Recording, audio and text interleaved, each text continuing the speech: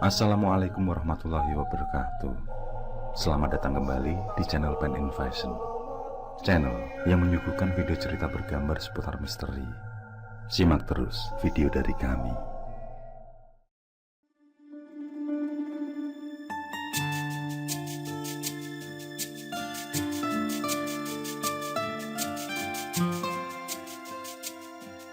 Sore ini, aku berkunjung ke rumah paman di kota Lamongan.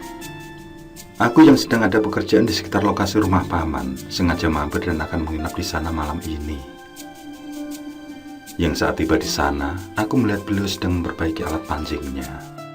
Memang itulah kegemaran paman Jonos dari muda dulu. Dia sangat gemar memancing di waduk maupun sungai. Tidak jarang pula dia berpetualang ke lain kabupaten demi memperoleh pengalaman memancing. Loh, kok ndak kasih kabar kalau mau dolan, Rip? Paman Jono terkaget melihatku. Aku hanya tersenyum, lalu menjawab kalau ada tugas kantor, sehingga mampir tanpa memberi kabar.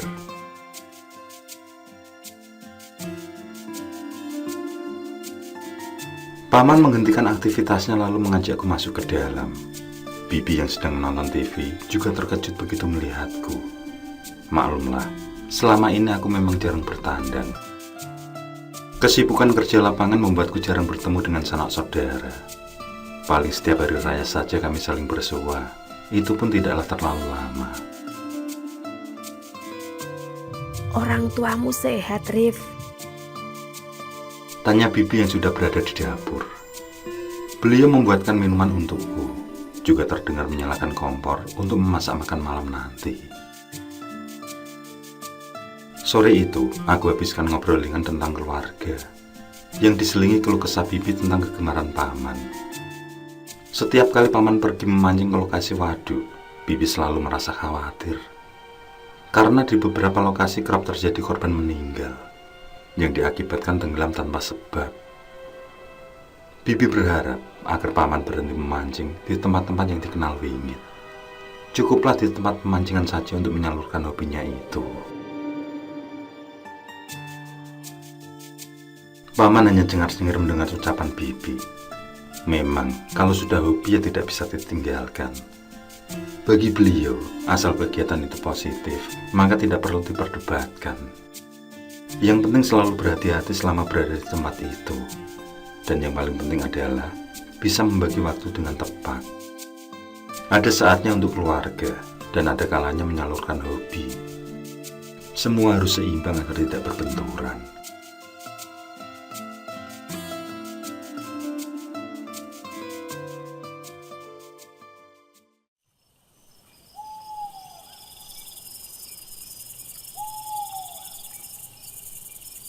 Aku dan paman duduk di bangku teras setelah makan malam, yang tidak lama kemudian muncul Ali.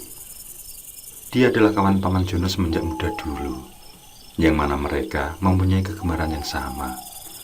Dan pertemanan itu berlanjut hingga kini. Begitupun dalam menyalurkan hobi, mereka masih kompak mancing berdua sampai sekarang. Mancingnya kita tunda dulu, Al. Lagi ada ponakan yang bertamu, ucap paman Jono. Rupanya mereka akan memancing malam ini. Namun karena kedatanganku, maka dibatalkan acara mereka. Dan malam itu berlanjut dari cerita mereka berdua, yang sudah pasti saat dimana mereka memancing. Baik paman Jono maupun Ali saling bersahutan membagi pengalaman mereka. Dan ada satu kisah menarik yang diceritakan oleh paman Jono. Satu cerita yang terjadi di masa mudanya saat masih membujang. Bersama Le Ali, beliau mengurai kembali kisah tersebut. Aku pun bersiap dengan sebatang rokok sebagai seorang pendengar.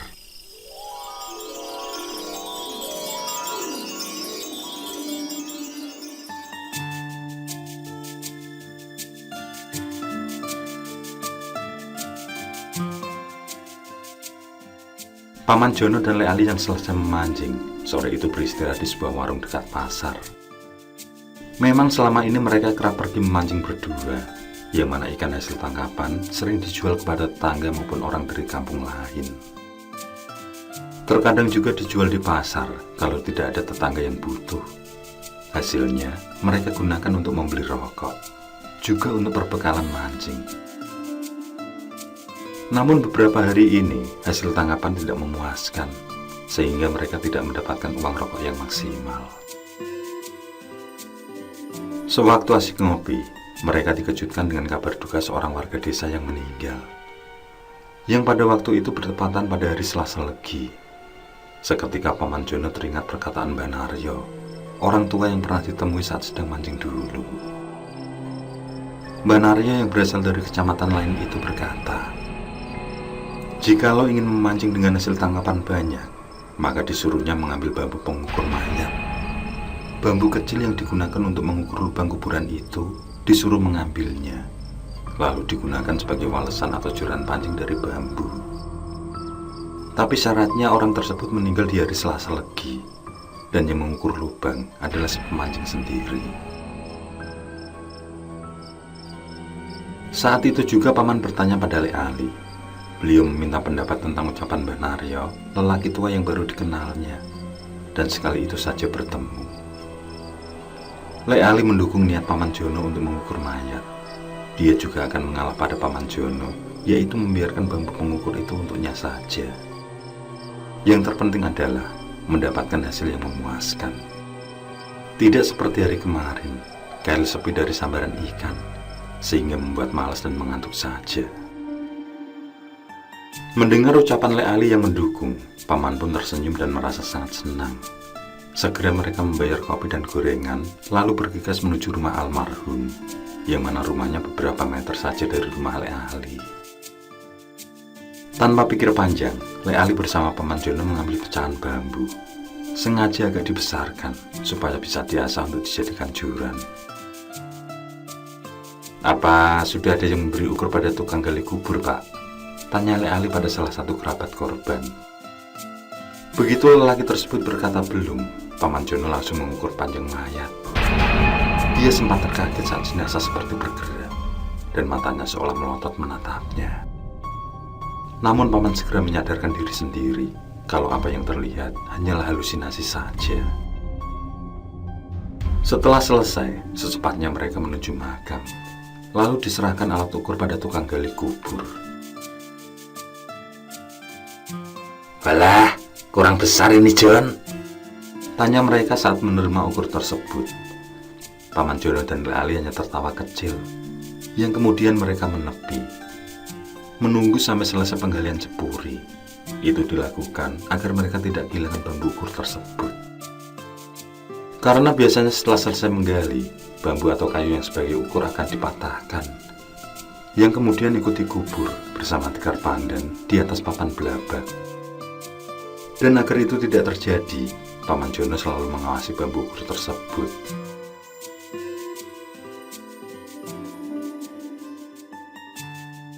Penggalian pun selesai. Paman Jono bersama Lek Ali segera mendekat. Sebelum bambu itu ditekuk hingga patah, terlebih dahulu Paman Jono memintanya. Tanpa ada rasa curiga, si pemegang bambu memberikan pada Paman. Sejenak kemudian Paman Jono dan Lek Ali menyingkir dari tempat liang kubur, yang kemudian menaruh bambu tersebut di semak samping makam. Di lahan yang masih areal pemakaman itu mereka menyembunyikan bambu tersebut. Itu mereka lakukan demi hobi, demi hasil pancingan yang lebih banyak. Saat pengurukan liang lahat, sempat bambu ukur itu ditanyakan keberadaannya, karena akan diikutsertakan dalam penguburan sebagaimana biasanya. Namun Paman Jono dan Lek Ali yang duduk agak jauh hanya terdiam. Mereka merahasiakan keberadaan ukur tersebut. Dan mereka menjadi tenang ketika pengurukan itu dilanjutkan kembali. Rencana mereka pun berhasil.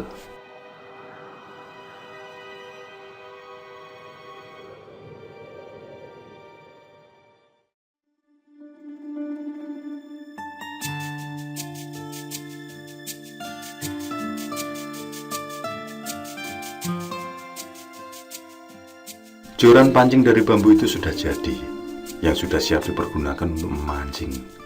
Dan memang ucapan Mbah Naryo benar adanya. Setiap kali memancing kemanapun lokasinya, Paman Jono pasti mendapatkan hasil yang memuaskan. Ikan besar maupun kecil didapat dengan singkat. Bahkan mereka sudah mempunyai langganan pembeli di pasar. Malam ini, Paman Jono dan Lek Ali bersepakat memancing di Sungai Bengawan. Sungai yang cukup sering dikunjungi itu berada di sebelah barat desa, yang mana lokasinya cukup ramai dengan banyaknya para pencari ikan. Bukan memancing saja, penjala maupun penjaring juga berseliweran di sana. Bahkan saat itu Sungai Bengawan menjadi jalan transportasi yang dipergunakan para pedagang untuk pergi berjualan atau mengambil barang dagangan. Banyak pula orang yang pulang pergi dari bepergian ke stasiun kereta. John, aku akan jemput kamu setelah acara tahlilan, ucap Lek Ali. Paman Jono mengiyakan sambil menyeruput kopi hitam. Rupanya malam ini adalah tepat 100 hari tetangga Lek Ali, yaitu orang yang telah diambil alat ukurnya untuk joran pancing.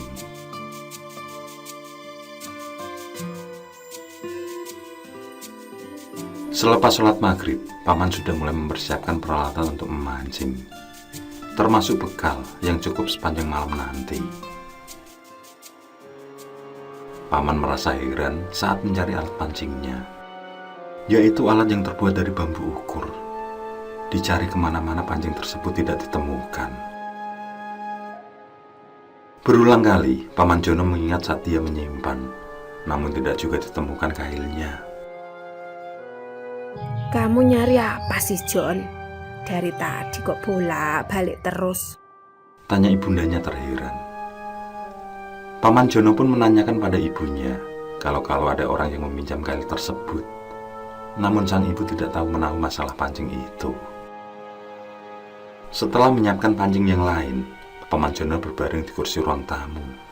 Dia benar-benar merasa kehilangan meski hanya sebuah alat pancing. Alat yang sangat berharga, karena membawa keberuntungan di setiap kali memancing. Berbeda dengan kail lain yang belum mampu mengimbangi hasil dari joran bambu ukur itu. Tidak lama berselang, Paman pun tidur.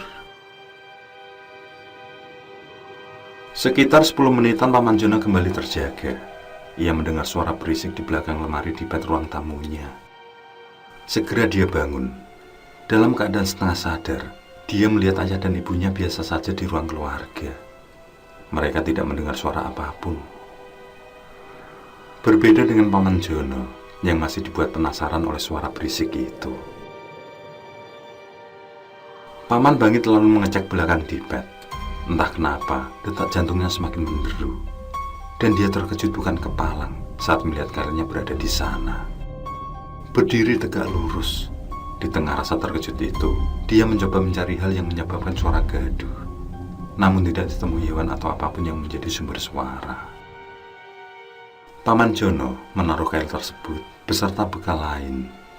Dia tidak habis pikir kalau kailnya ada di sana. Entah siapa yang telah memindahkan. Karena selama ini tidak pernah sekalipun ditaruh di tempat itu. Paman menghilangkan pikiran macam-macam tentang alat itu. Yang penting baginya adalah kail andalannya sudah kembali ditemukan. Kembali Paman berbaring sambil menunggu Lek Ali. Masih ada beberapa menit untuk bersantai. Rupanya dia tidak bisa menghilangkan rasa anehnya. Pikiran terheran tentang alat kail masih menguasai. Dan bersamaan dengan azan Isya, dia pun kembali terlelap. Di beberapa saat kemudian, lagi-lagi suara gaduh membuat Paman Jono terbangun. Dan kali ini, suara tersebut berasal dari arah belakang pintu. Paman Jono masih melihat hal yang sama, di mana kedua orang tuanya yang berada di depan TV tidak mendengar sama sekali. Ali sudah datang, John. Tanya sang ibu mengagetkan. Dengan tergagap Jono menjawab kalau Ali belum sampai. Kamu itu kenapa sih, John? Kok tegang begitu? Kembali sang ibu bertanya. Rupanya sang ibu tahu kalau ada kecemasan yang dirasakan anaknya. Paman Jono menjawab kalau terjaga dari mimpi buruk. Kemudian Paman Jono bangkit menuju belakang pintu. Dan sesuatu keanehan kembali terjadi. Tidak ditemukan sumber suara gaduh di belakang pintu. Yang ada hanyalah kail keberuntungannya. Penuh tanda tanya, Paman Jono mengambil kail tersebut. Di saat itulah Lek Ali mengucap salam mengagetkan. Sholat dulu, John. Terdengar suara ibundanya mengingatkan. Namun Lek Ali yang sudah bersiap membuat Paman Jono langsung bergegas. Dia bawa semua bekal lalu mengucap salam pada orang tuanya.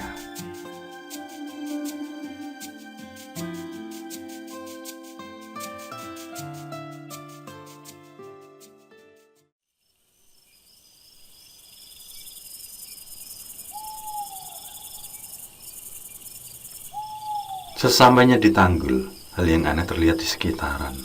Suasana sangat hening mencekam, tidak seperti biasanya. Malam ini sangatlah berbeda. Mereka pun menyalakan senter, lalu menuruni Tanggul. Mereka melewati hutan bambu yang dikenal warga dengan sebutan Barongan. Setelah masuk lebih dalam ke hutan bambu, mereka dikejutkan dengan sekelebatan bayangan yang lewat sangat cepat. Dan saat dilihat dengan senter, tidak ada apapun yang tampak. Mereka mulai merinding luar biasa. Meski sering ke Sungai Bengawan, tapi malam ini sangatlah berbeda. Setelah kurang lebih 1,5 jam mereka memancing, tidak juga kunjung mendapat sambaran. Umpan tetap utuh karena tidak ada ikan yang makan. Sungguh hal yang aneh. Kail yang biasanya dengan sangat mudah mendapat sasaran, malam ini tidak menunjukkan hal itu. Mereka berdua pun mulai berpindah dari satu tempat ke tempat lain. Namun, tetap saja tidak ada seekor ikan pun yang didapat. Sekitar 30 menit kemudian, mereka dikejutkan dengan penampakan sosok hitam tinggi besar yang berdiri di atas air. Sosok tersebut terbawa arus sungai. Saat tepat sampai di hadapan mereka, sosok itu berhenti, tidak terbawa arus lagi. Sosok itu terdiam menatap mereka dengan mata merah menyala. Baik Paman Jono maupun Lek Ali merasakan kengerian yang luar biasa. Tubuh mereka gemetaran dan terasa kaku di setiap bersendia. Sama sekali tidak bisa bergerak maupun berucap. Angin yang datang sangat kuat menjadi penyelamat mereka. Karena saat angin berhembus, seketika makhluk itu pun terbang dan tertawa keras. Lek Ali yang ketakutan mengajak untuk pulang saja, tapi hal itu diurungkan ketika umpan mereka mendapat sambaran ikan. Bahkan sambaran tidak ada hentinya. Baru saja lempar sampai air, langsung disambar ikan yang besar-besar. Sampai wadah ikan yang mereka bawa tidak mampu menampung ikan yang didapat. Lek Ali yang semula takut berubah tertawa kegirangan. Yang tawa itu disusul oleh Paman Jono. Di saat mereka tertawa puas, tiba-tiba Paman Jono mendapat sambaran yang sangat kuat. Sampai-sampai Lek Ali ikut membantu memegangi joran Paman agar tidak patah. Beberapa menit mereka berusaha untuk menaklukkan ikan besar itu, hingga ikan tersebut meloncat dan berbalik arah menuju mereka. Sebelum terkapar, ikan itu menabrak mereka berdua. Tapi betapa kagetnya mereka saat hendak ditangkap. Ternyata itu bukanlah ikan, melainkan sosok kepala manusia dengan wajah yang menyeramkan. Mukanya putih, matanya hitam legam, dan tertawa sangat keras. Sontak mereka berdua lari ketakutan, tidak memperdulikan kail maupun ikan hasil tangkapan. Dan ternyata sosok kepala itu mengejar mereka dengan menggelinding sambil tertawa keras. Mereka terus berlari ketakutan. Tapi anehnya, tidak juga kunjung tiba di Tanggul.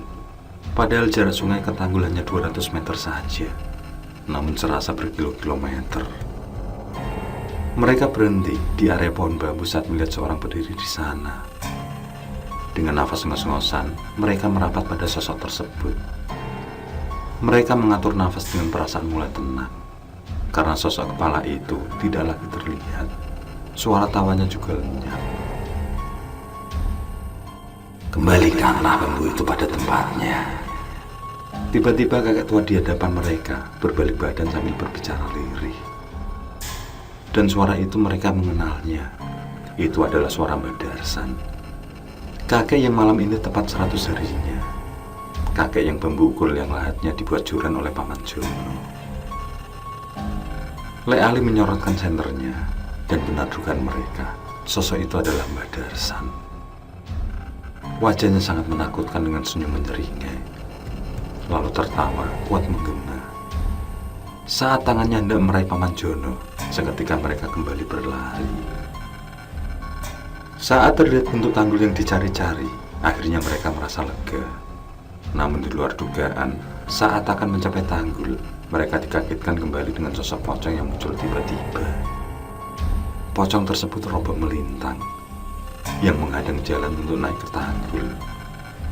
Paman Jono dan Dek Ali merasa bingung dengan apa yang harus dilakukan. Tampaknya tidak ada jalan lain selain melompati pocong tersebut.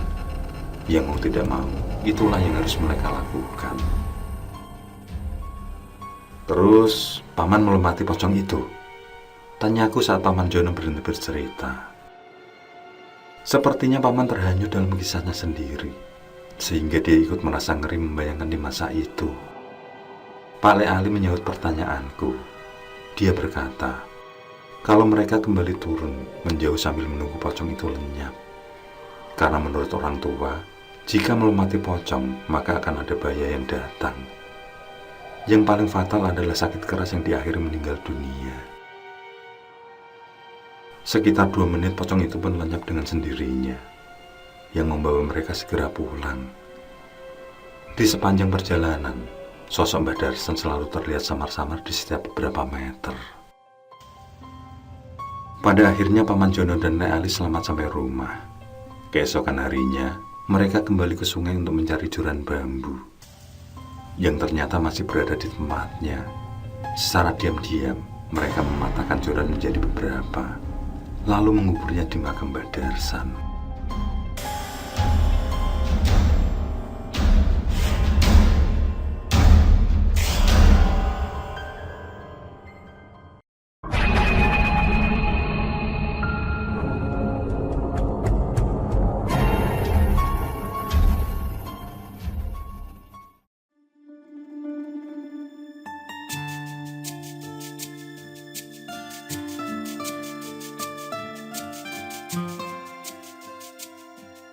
Harnoko asik menyaksikan ikan-ikan yang berenang ke sana kemari.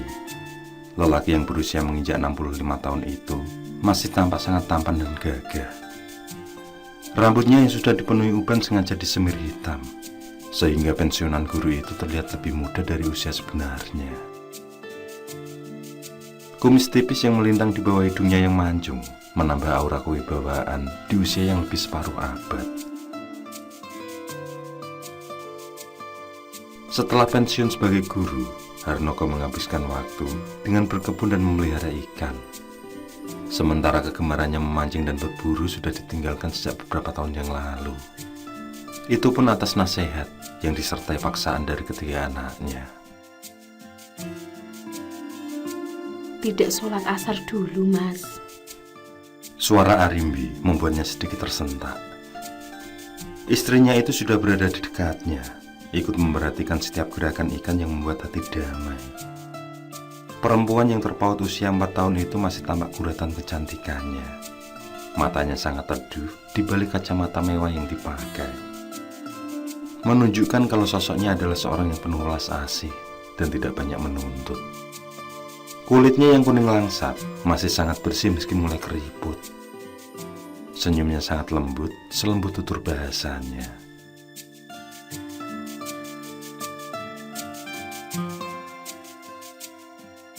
42 tahun mengarungi bahtera rumah tangga bukanlah rentang waktu yang pendek bagi mereka. Suka, duka sudah terlewati dengan penyelesaian. Kebahagiaan dan air mata pun telah kenyang mereka santap. Dari perkawinan tersebut, mereka dikaruniai 3 buah hati, yang kesemuanya sudah bekerja mapan, bahkan mempunyai karir yang bagus di bidangnya. Sayangnya, semua anak-anak mereka bertempat tinggal di luar pulau, sehingga komunikasi sangat jarang terjalin, apalagi kesibukan mereka yang tidak bisa diganggu-gugat.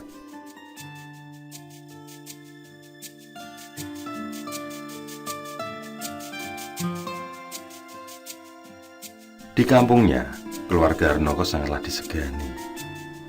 Selain aktif dalam organisasi desa, keberhasilan dalam mengentaskan pendidikan anak-anaknya menjadi tauladan bagi warga sekitar. Sholatlah dulu, Mas. Matahari sudah hampir tenggelam loh. Kembali Arimbi berucap. Mereka pun beranjak menuju ke dalam rumah.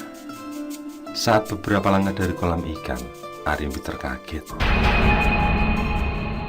ketika melintas sosok sebentuk monyet di atap rumah.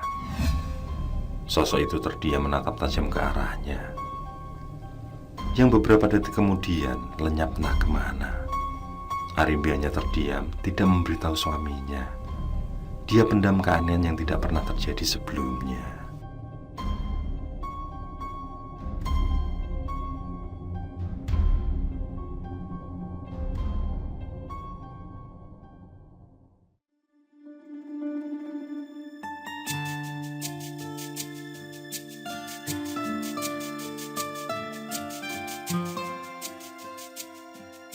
Tidak selamanya air laut itu pasang. Itulah pepatah bijak yang menggambarkan bahtera rumah tangga Harnoko. Mahligai indah yang selama ini sangat manis dilewati, mendadak terkoyak oleh sebuah prahara. Harnoko telah jatuh cinta dan berpaling pada perempuan lain di usia senjanya. Sungguh, satu kisah di luar dugaan. Adalah Harnum Fajarwati, janda tanpa anak yang berhasil memporak-porandakan ketentraman keluarganya.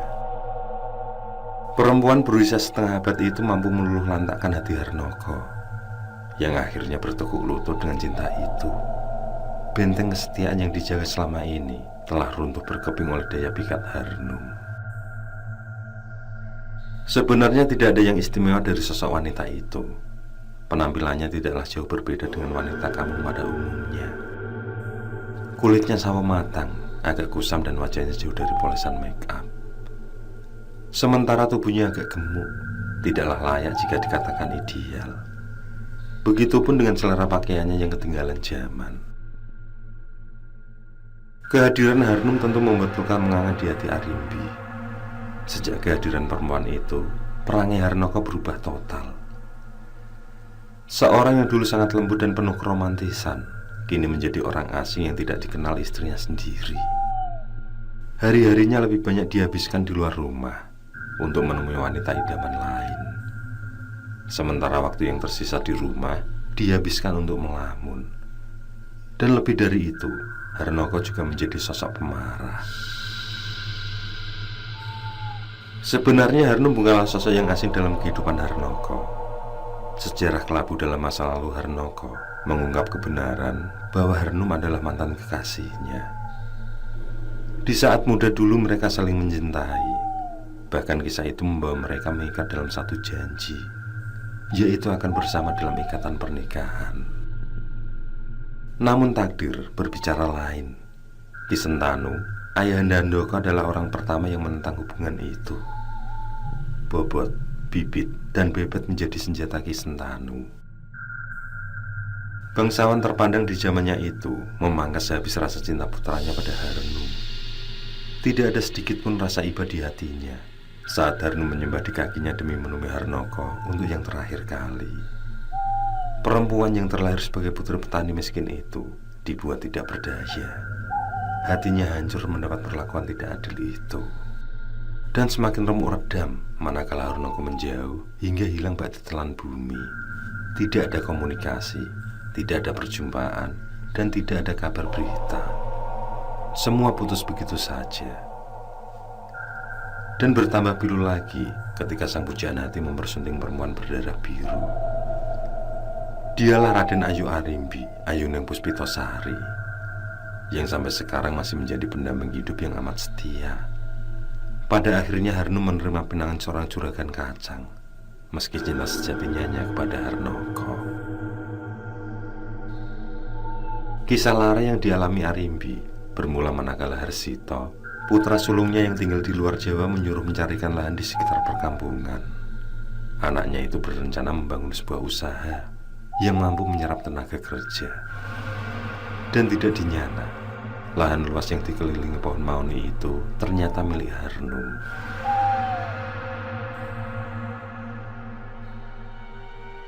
Berawal dari situlah tali komunikasi Harnoko dengan Harnum kembali terpaut.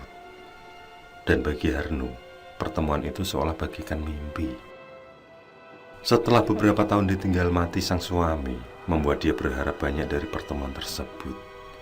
Getar cinta di masa lalu kembali tumbuh. Menjadi istri kedua baginya bukan hal yang berat.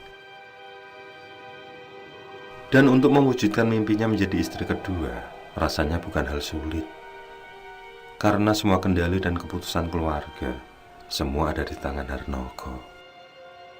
Dialah yang menjadi panutan, bukan istri maupun anak-anaknya. Dan satu-satunya penghalang cinta Harnum saat ini sudah meninggal. Dialah Ki Sentanu, ayah dari Harnoko. Lain halnya dengan Harnoko. Dia merasa ada di persimpangan jalan. Dia sadar betul kalau Harnum adalah masa lalunya, yang mana kini dia sudah mempunyai keluarga yang sangat disayangi. Harnoko juga sadar jika istrinya akan terluka jika dia melanjutkan hubungan dengan Harnum. Tapi dalam sepenuh sadar, dia lebih memilih dengan Harnum.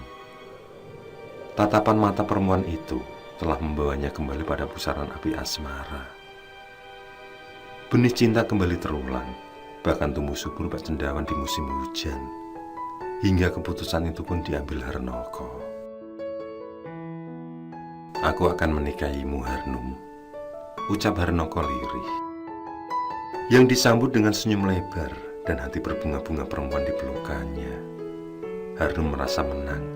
Sebentar lagi mimpi itu tergapai. Dia akan menjadi satu keluarga dengan orang yang dipujanya. Sementara di mata Arimbi, hari demi hari, perangai sang suami semakin menyakitkan. Hatinya terus menangis tersayat pilu di saat Harnoko tidak sudi lagi menyentuhnya. Tidur pun tidak lagi seranjang. Harnoko memilih tidur di kamar belakang tanpa pedulikan perasaan istrinya. Hati Arimbi sangat terluka saat suaminya meminta perceraian. Dengan tegas dan secara tiba-tiba, lelaki itu ingin berpisah dengan Arimbi. Apa salah saya, Mas? Kenapa kamu melakukan itu? Tanya Arimbi berontak. Namun Harnoko sudah bulat keputusannya.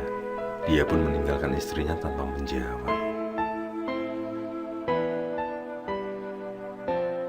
Hari-hari berlanjut. Karena terlalu dalam memikirkan suaminya, tubuh Arimbi yang semula segar kini tinggal tulang berbalut kulit.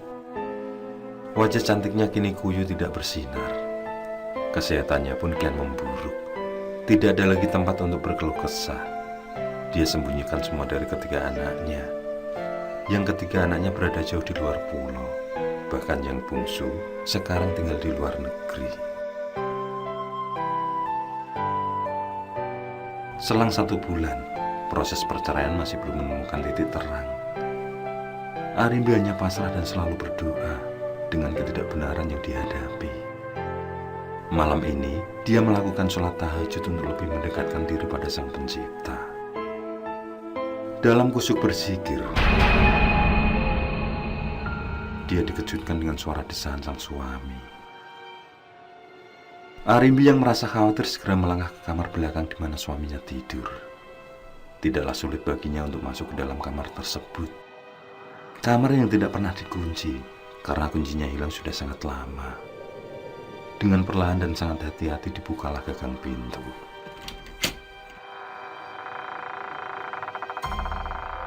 Dalam temaram lampu tidur, sekilas namun sangat jelas, Arimbi melihat sesuatu yang sangat di luar nalar. Harnoko melakukan persetubuhan dengan sosok yang maya. Di dalam temaram lampu tidur, sangat jelas dilihat sosok bayangan perempuan menggumuli Harnoko. Sungguh, sesuatu hal yang membuat Arimbi merasa ngeri.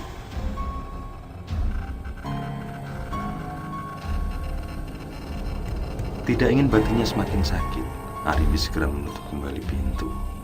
Hatinya berontak, tapi tidak ada yang dapat dilakukannya. Untuk bertanya pun dia merasa segan, karena selama ini Harnoko mendiamkannya.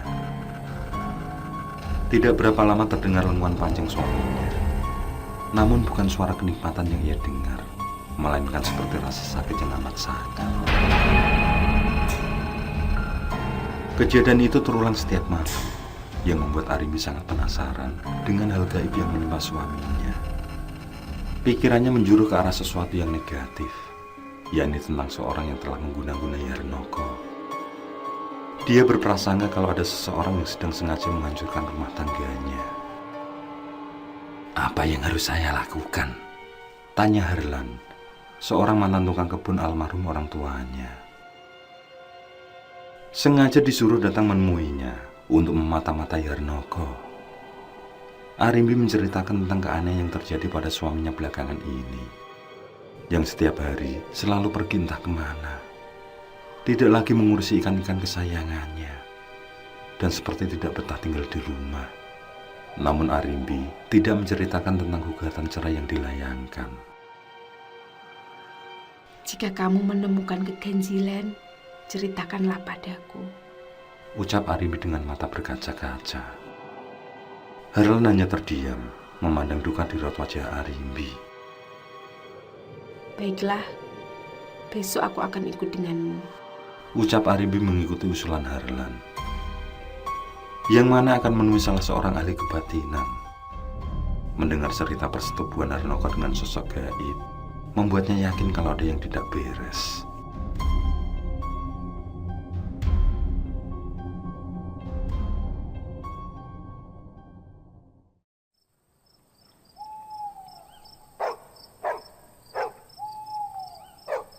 Malam dingin menusuk tulang.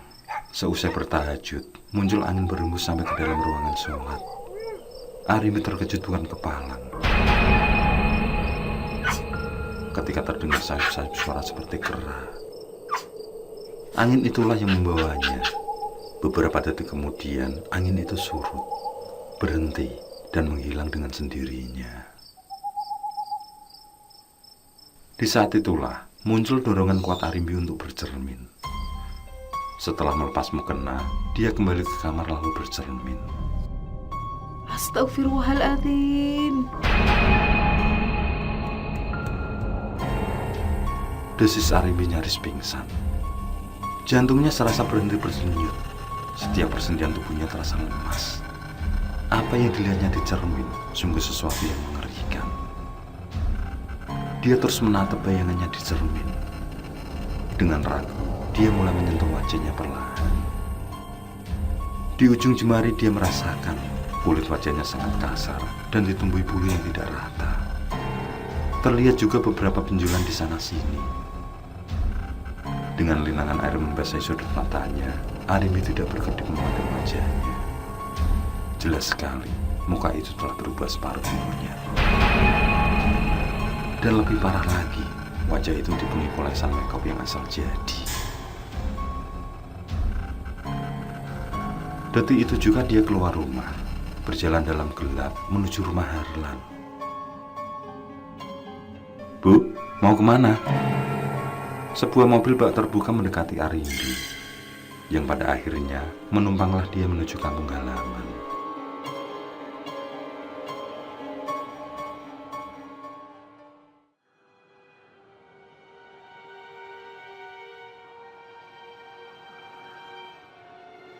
Ki Soponyono menyimak Arimbi bercerita.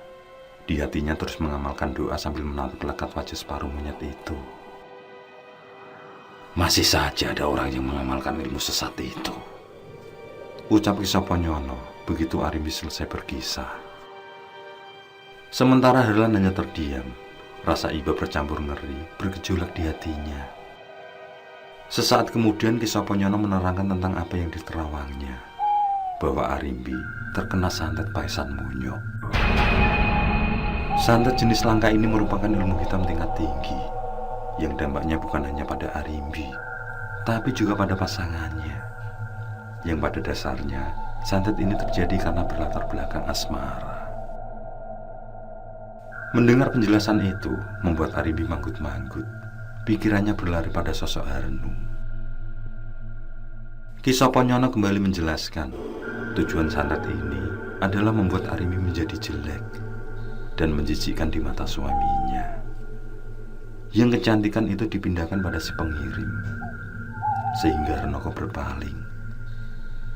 Dia membenci istrinya sendiri, yang kemudian akan meninggalkannya. Talak adalah jawabannya. Sementara sambil menunggu proses perceraian, si pengirim dengan ilmunya akan mendatangi mangsanya. Orang tersebut mengajak bercinta secara gaib yang membuat Harnoko tersiksa ruhnya. Dan bukan kenikmatan yang dirasakan, namun rasa sakit yang luar biasa. Jika proses perceraian gagal, biasanya si pengirim santet akan menaikkan ilmunya dengan teror siluman beruk. Teror itu adalah taraf yang sangat berbahaya, karena yang diincar adalah nyawa Arimbi. Beruntunglah kamu. Tuhan telah menunjukkan kebesarannya dengan merubahmu menjadi buruk.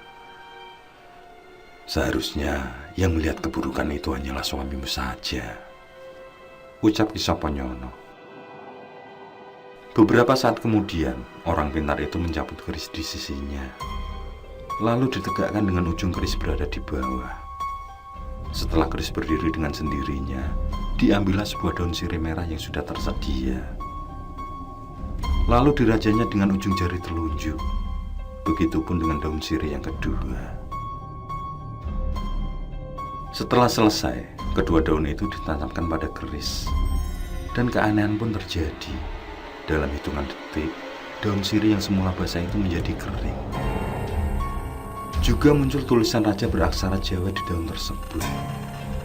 Setelah mencabut daun tersebut, Ki Soponyono memberitahu bahwa itu adalah penawarannya.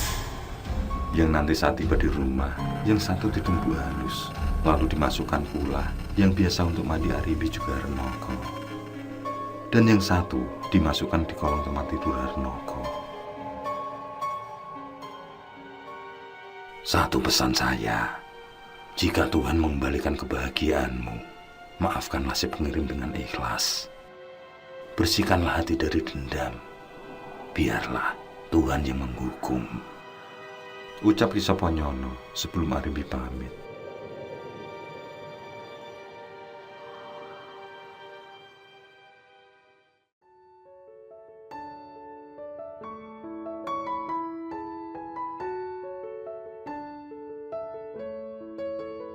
Arimbi bersyukur karena setelah pesan dari Ki Soponyono dilakukan dengan tuntas, semuanya kembali pulih seperti sedia kala. Harnoko kembali tersenyum mesra dan bersikap manis. Arimbi merasa baru bangun dari tidur panjang. Hatinya bersorak lega karena mimpi buruk itu tidak lagi datang. Di sisi lain, Harnum tampak banyak berubah. Dia sudah mengenakan jilbab dan perilaku yang lebih baik lagi. Perempuan itu sudah mulai sadar dengan usianya yang semakin tua. Dia makin dekat dengan Sang Pencipta, sehingga sepenuhnya yakin bahwa jodoh menjadi kuasa Tuhan. Sekuat apapun keinginan dan usahanya mengejar Harnoko, jika Tuhan tidak menuliskan, maka semua percuma. Dan terakhir diketahui, setelah pelunasan pembayaran lahan, uang tersebut dipergunakan untuk membangun sebuah masjid.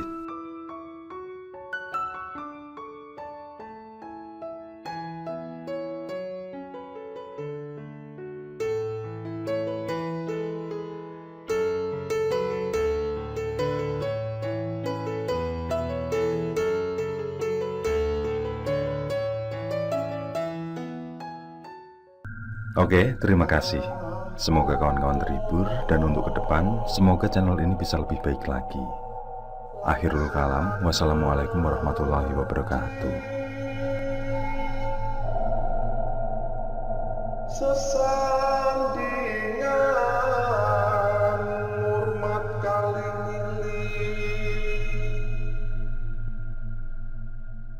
lakukan di pungkasane